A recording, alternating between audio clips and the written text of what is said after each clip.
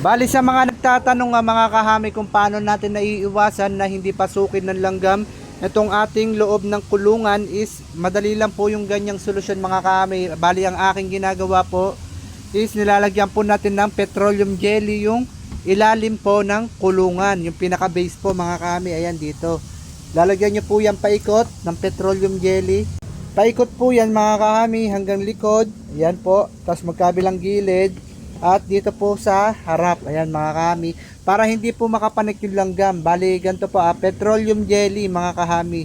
Mas maganda ganito na bilhin nyo or kaya yung Vaseline. Mas effective po yun kasi yung mga mumurahin sa Shopee, na-try ko na po yun. Wala, hindi siya effective. Mabilis po